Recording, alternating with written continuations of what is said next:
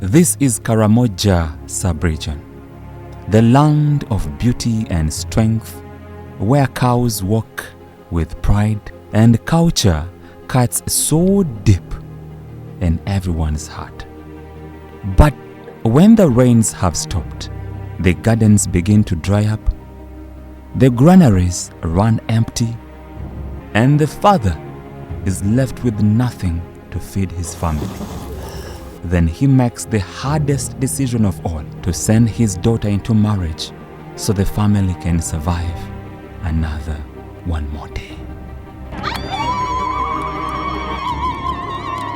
In Morolinga village in Napak District, I meet with the family of Muzei locally Francis as they welcome a newly born child born to their 17-year-old granddaughter, whom they sent into marriage because hunger left them with no choice. She gave birth just 3 days ago.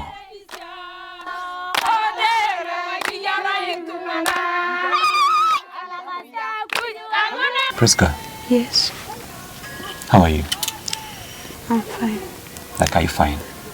But not well fine. How did you get pregnant?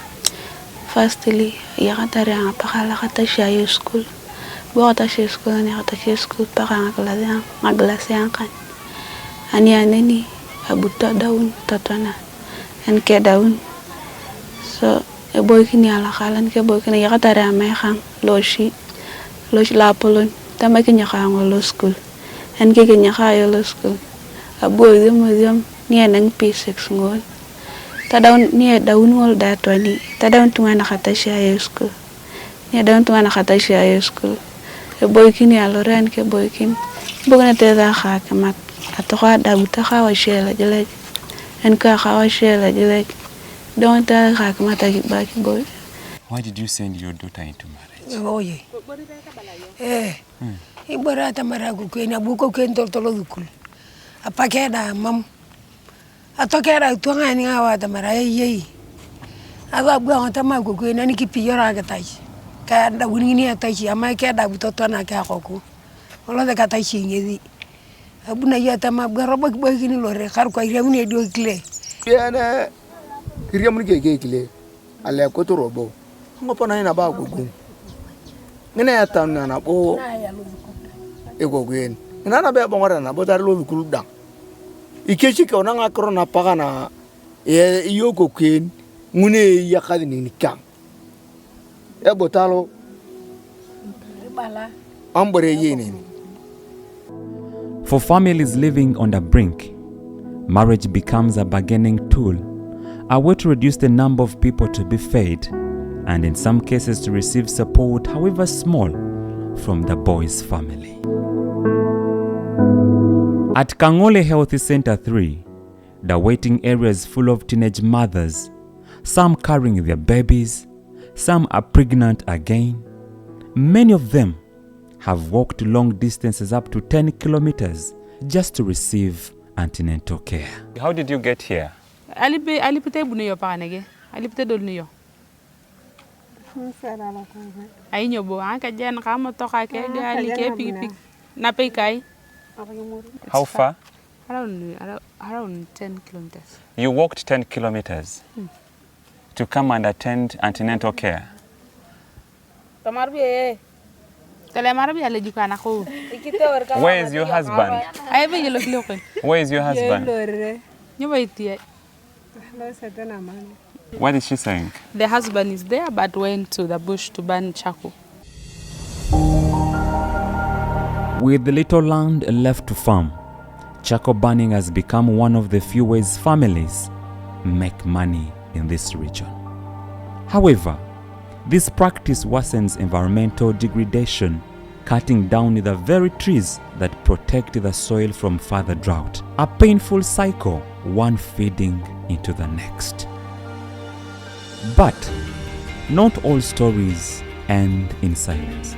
Just a few meters away from the health center, Kangole Girls Secondary School stands as a sanctuary, a safe place in a region struggling with this crisis.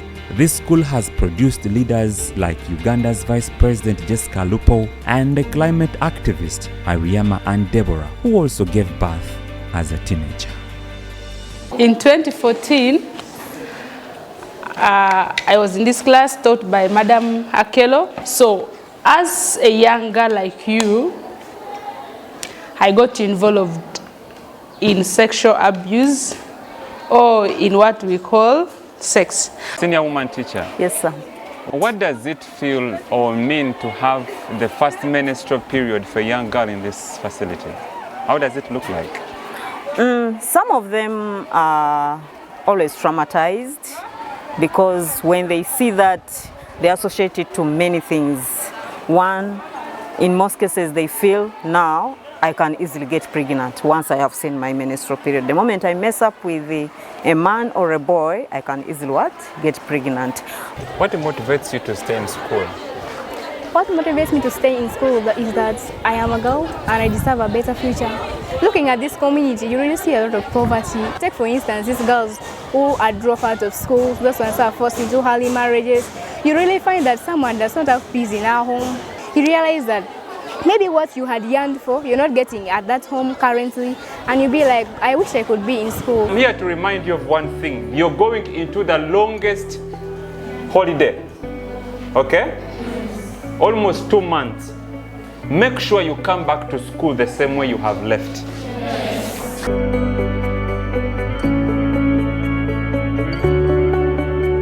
So which one was your class? This one. Wow.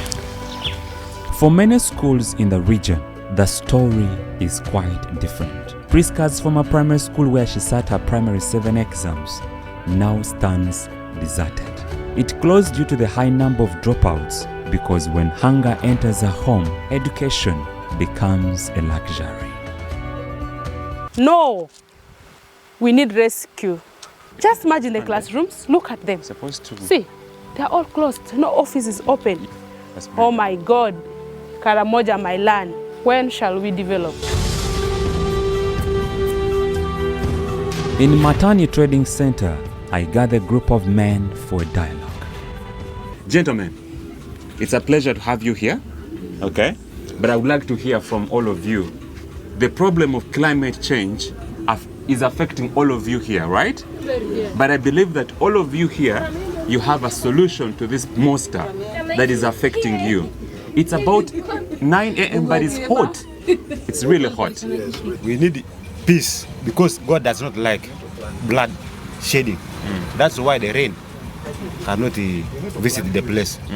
Then secondly, we have also to understand that trees are good for us, at the same time good for even us outside there for shackles. Shackles. That's where the problem lies. Okay. When you look at this young girl, she's supposed to be at school, okay? She's a mother and she's married.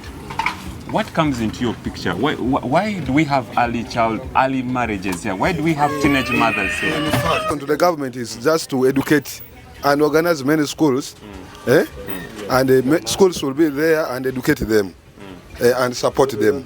And otherwise, we are not in good terms with our young girls. Makes young early marriages is due to the parents who force the other ones as what? As goats, cows. Then they say, take there, take the girl.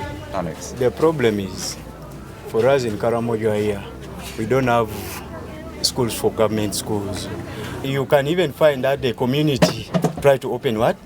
The school, but the school of a government is not where? Is not there. That's the problem with us in Karamoja here. Later I meet a group of teenage mothers. Some are survivors of early marriage, others are raising babies on their own, and they speak of shame, of fear, of dreams interrupted, but above all, they speak of hope.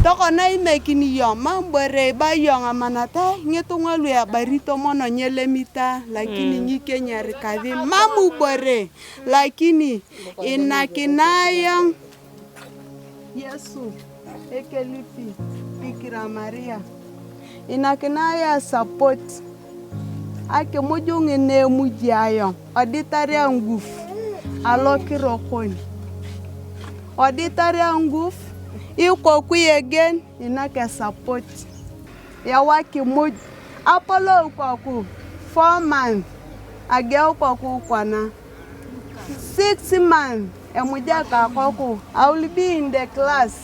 If I have that wish, if I had that, I have suffered a lot. God help me. You listen, my ear.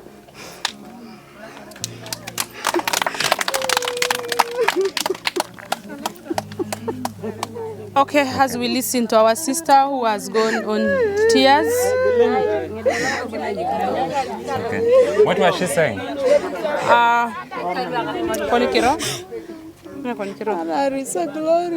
Her name is called. Her name is Risa Gloria. She's an orphan. She's requesting that we, the stakeholders, we should come in and help and support. Because even Amid is going back to school. She cannot sustain being at school, and yet there is nothing that the kid is going to eat. There is nothing that she's going to use. At the end of the day, she's to get back from school and stay home and take care of the kid to look for what the child has to eat. Hundreds of kilometers away in Adjumani District, the story takes a new form, but with familiar roots. Adjumani District is the host of thousands of refugees from South Sudan. Many of them fled war, hunger, and climate-induced disasters. Among them are teenage mothers, now returning to school because of the government-aided programs. I'm called Granfield Umonda Oriono. I'm the Chief Administrative Officer of Adjumani District Local Government. And I don't know whether it is incidentally or what, the refugees are more than the host population. We have an estimate of 248,000 refugees, and the host population is about 233. The big challenge is, as far as the teenage girl comes to housing, accommodation, livelihood.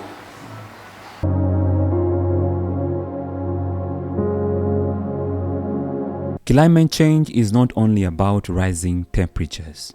No, it's about rising risks. For girls whose futures are being negotiated for survival, for families forced into heartbreaking decisions, for communities caught between culture, poverty, and a warming planet. However, there is hope in education, in resilient schools, in empowered girls, and in communities ready to change. The climate crisis is here. The time to act is now. For the girls in Karamoja, for the refugees in Adjumani District, and for every girl facing forced choices no one should have ever to make.